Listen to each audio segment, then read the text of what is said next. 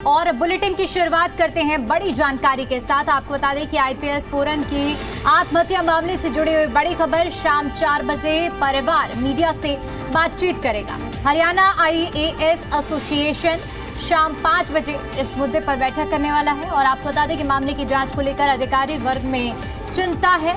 आत्महत्या के कारणों को लेकर कई सवाल भी उठ रहे हैं और ऐसे में ये महत्वपूर्ण जानकारी हम आपको बता रहे हैं, जहां शाम 4 बजे मीडिया से बातचीत परिवार की ओर से की जाएगी और आईएएस एसोसिएशन की ओर से इस मुद्दे पर बैठक भी की जाने वाली है, क्योंकि ये पूरा आत्महत्या से जुड़ा हुआ मामला पाया गया था और ऐसे में इस पूरे मामले को लेकर कई तरह के सवाल भी खड़े हो रहे थे और इन्हीं सवालों को लेकर चिंता जाहिर की गई थी और अब मामले की जांच पड़ताल भी जारी है।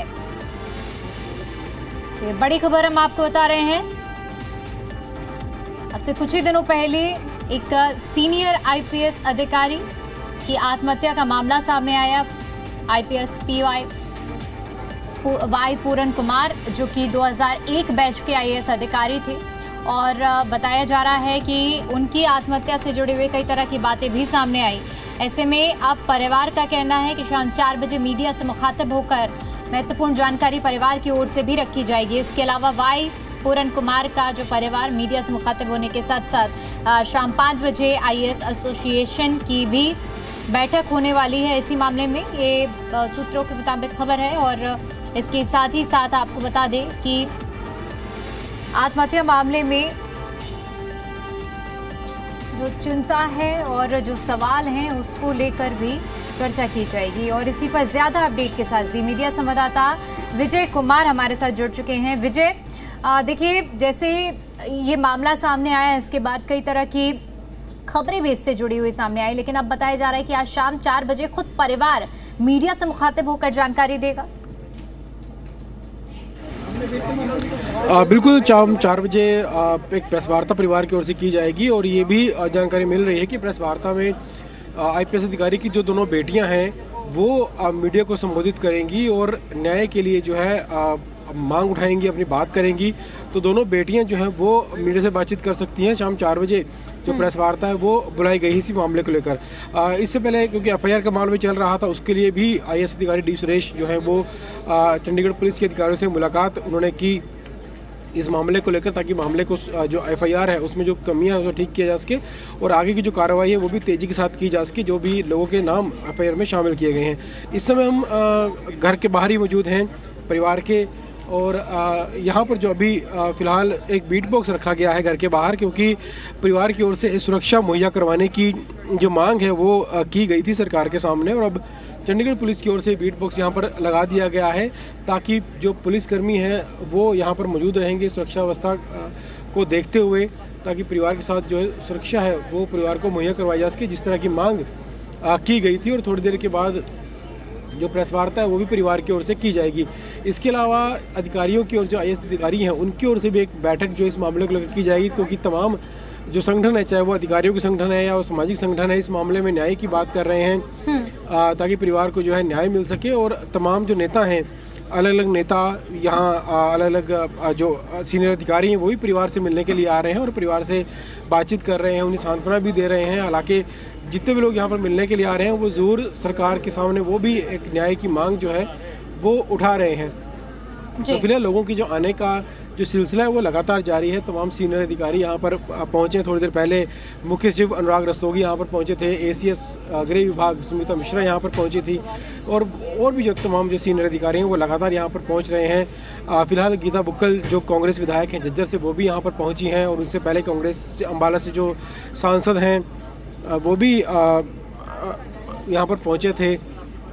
तो तमाम लोग यहाँ पर पहुँच रहे हैं और परिवार से मुलाकात कर रहे हैं। तो फिलहाल जो चंडीगढ़ पुलिस की ओर से एफआईआर है, हालांकि वो कल देर रात दर्ज की गई थी इस मामले को लेकर जो मांग थी, लेकिन एफआईआर में कुछ कमियां बताई गई परिवार की ओर से कि उन कमियों को ठीक किया जाए, सुधारा जाए, जो धाराएं रह गई हैं उन धाराओं को जोड़ा जाए और उसके बाद एफआईआर में जो भी बदलाव करने हैं वो जरूर किए जाएं। और ना सिर्फ एफआईआर बल्कि जो भी जिन लोगों का नाम शामिल किया गया था आरोपों के अंदर, जिन लोगों को आरोपी बनाया गया है, उनके खिलाफ भी कार्रवाई जो है सरकार तुरंत करे। इस तरह की मांगें जो है वो की जा रही हैं। मामले की बड़ी बात यह है कि इस मामले के साथ जो अधिकारियों की जो एसोसिएशंस हैं, संगठन है, वो तो जुड़ ही गए हैं, साथ साथ सामाजिक संगठन है वो भी इस मामले में जुड़ गए हैं और लगातार सरकार पर जो है दबाव बनाने की कोशिश की जा रही है। कल भी कई संगठनों के लोगों ने जो ऐसी समाज के संगठन है उन्होंने मुख्यमंत्री से मुलाकात की थी और लगातार जो मांग है वो उठाई जा रही है। फिलहाल हम कोशिश करते हैं बात करने की, यहाँ पर जो तमाम लोग मिलने के लिए पहुँच रहे हैं उनसे हम बात करते हैं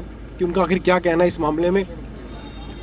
गीता बुक्कल जो कांग्रेस विधायक है वो भी यहाँ पर पहुँची हैं, हालांकि वो कल भी यहाँ पर आई थी। इनसे आप मिलने पहुँचे थे, मैं क्या बातचीत?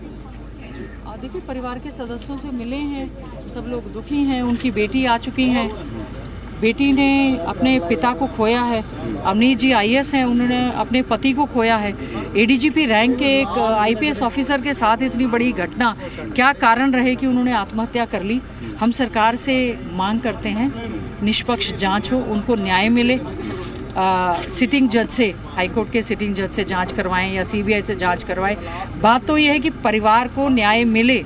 समाज में बहुत ज़्यादा इस बात को लेकर दुख और रोष। देर रात में जो एफआईआर हुई है उसको लेकर के कोई संतुष्टि नहीं है कि एफआईआर के बीच में? देखिए, वही परिवार के सदस्यों ने ये कहा है कि जो एफआईआर हुई है उससे वो संतुष्ट नहीं है। हम तो केवल यही कहना चाहते हैं, सामाजिक तौर पर हम लोग यहाँ पर आके अपनी सांत्वना दे रहे हैं, संवेदनाएं प्रकट कर रहे हैं, शोक प्रकट कर रहे हैं और उम्मीद करेंगे, लोकतंत्र में न्याय की उम्मीद करते हैं कि संविधान को साक्षी मानते हुए, संवैधानिक संस्थाओं का सही उपयोग होते हुए परिवार को न्याय मिलना चाहिए। पोस्टमार्टम को लेकर के क्या सिलसिला है मैम कि अभी कोई फाइनल हुआ है?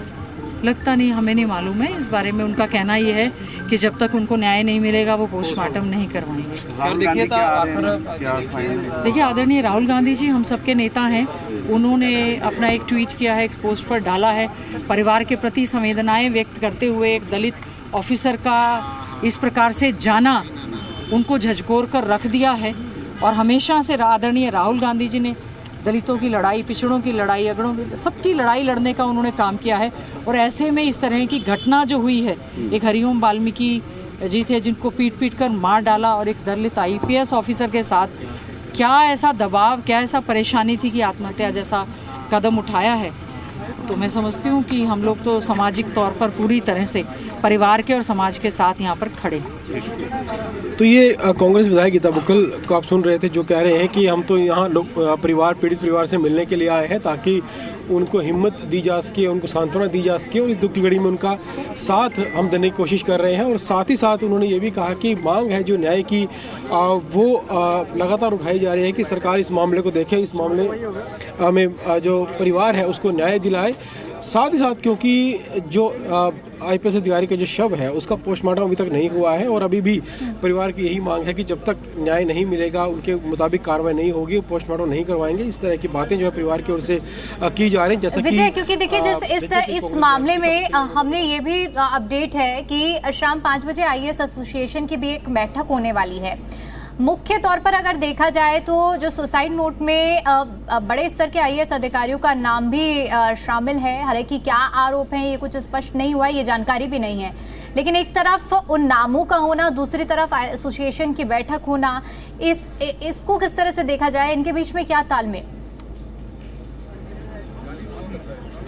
देखिए, जो आईएएस अधिकारियों की जो बैठक होने वाली है वो भी इसी मुद्दे पर है कि क्योंकि एक अधिकारी ने आत्महत्या की है और कई दूसरे अधिकारियों पर हरा के आरोप लगाए हैं और एक 8 पन्ने का एक डिटेल्ड जो सुसाइड नोट है वो लिखा है। इसमें पूरे वाक़या लिखे गए हैं कि कब क्या क्या वाक़ये हुए, कि किस अधिकारी से क्या कुछ बात हुई उनकी और कहाँ उन्हें अपमानित महसूस करना पड़ा है, उनकी बात नहीं मानी गई या उनको जो उनके अधिकार थे वो नहीं दिए गए। डिटेल्ड जो 8 पेज का जो सुसाइड नोट है वो लिखा है। और जो अधिकारियों की जो बैठक होने वाली है उसमें भी यही कहा जाएगा कि इस तरह की घटनाएं जो नहीं होनी चाहिए। और जो ये घटना हुई है क्योंकि आईपीएस अधिकारी ने आत्महत्या की, उनकी पत्नी खुद आईएएस अधिकारी हैं, यानी बड़े स्तर के अधिकारी हैं, तो उनके कम से कम उनको न्याय मिलना चाहिए। सरकार को जो है कड़ी कार्रवाई इस मामले में करनी चाहिए। जो भी आरोपी हैं उनके खिलाफ जांच करनी चाहिए, जांच में जो भी दोषी साबित होते हैं उनको सजा उसकी मिलनी चाहिए। इसी मांग को लेकर ये बैठक जो होने वाली है। और उसके साथ साथ बहुत से सामाजिक संगठन हैं, खासतौर पर जो पिछड़े वर्ग से जुड़े संगठन हैं वो भी लगातार यहाँ पर पहुँच रहे हैं। अवनीत कुमार से मिलने के लिए पहुँच रहे हैं उनकी पत्नी से, और वो भी यही मांग कर रहे हैं कि सरकार को इस मामले में कार्रवाई करनी होगी, न्याय परिवार को दिलाना होगा, नहीं तो उनका भी विरोध इसमें जुड़ जाएगा, वो भी सरकार के खिलाफ जो है विरोध में उतर जाएंगे। इस तरह की बातें जो है की जा रही हैं। तो फिलहाल घर के बाहर हम मौजूद हैं और तमाम लोग यहाँ पर लगातार आ रहे हैं और थोड़ी देर के बाद जो प्रेस वार्ता है वो परिवार की ओर से की जाएगी, जिसमें बिल्कुल विजय, माना जा रहा है आप कि पूरी परिवार के स्थिति लोग पर बैठेंगे, फिलहाल पत्रकारों नजर से बात बनाए करेंगे। रखिए। फिलहाल के लिए बहुत शुक्रिया आपका हमारे साथ जुड़ने के लिए और जानकारी के लिए।